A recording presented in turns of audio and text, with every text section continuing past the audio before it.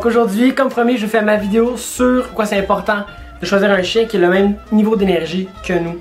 C'est en fait, je dirais, c'est comme la principale raison. Et oui, c'est la principale raison pour laquelle est-ce qu'il y a beaucoup de chiens qui sont dans les refuges, beaucoup de chiens qui sont ramenés à l'espécia ou qui sont abandonnés par les gens qui s'en occupaient, ou c'est la raison numéro 1. Pourquoi est-ce que les chiens ont des troubles de comportement? C'est que leur énergie n'est pas compatible à celle de leur humain. Hein, Spence? Mais oui.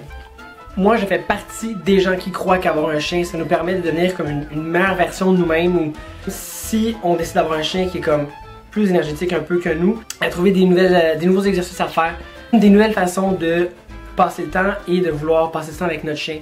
Donc, la première chose qu'il faut regarder avant d'adopter un chien, c'est de nous regarder, se regarder dans le miroir puis de se dire, ok, c'est quoi mon niveau d'énergie?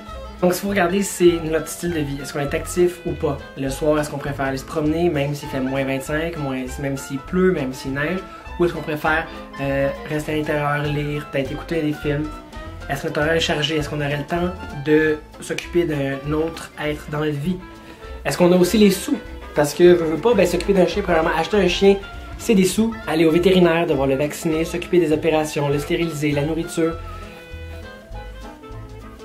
C'est du temps, c'est de la responsabilité, puis il faut être sûr qu'on est prêt à accepter ça et qu'on a le temps pour ça.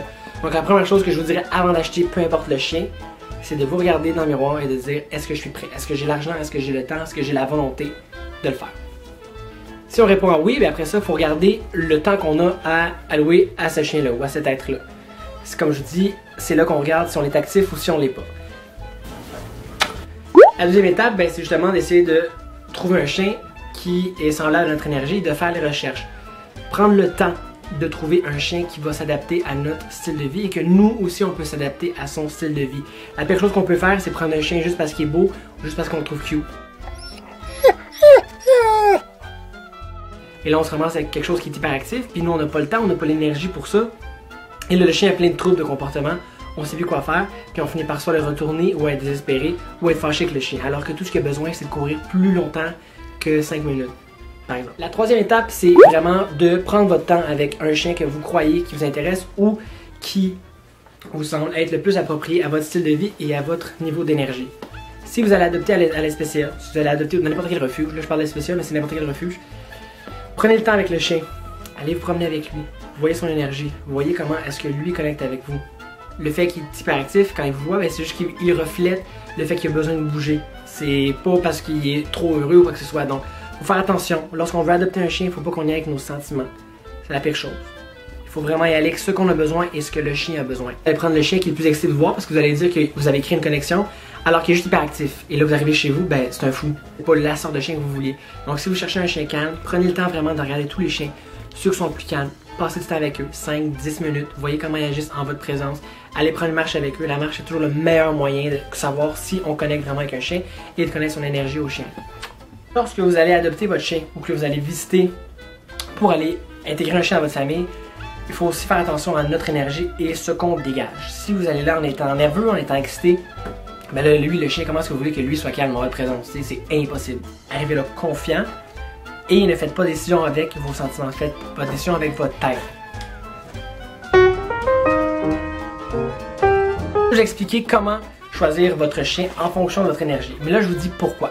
Et la première raison, en fait, je l'ai comme souvent répété, je pense, un chien qui ne recevra pas l'exercice et le temps d'activité nécessaire à son niveau d'énergie à lui, ben ça va créer des troubles de comportement.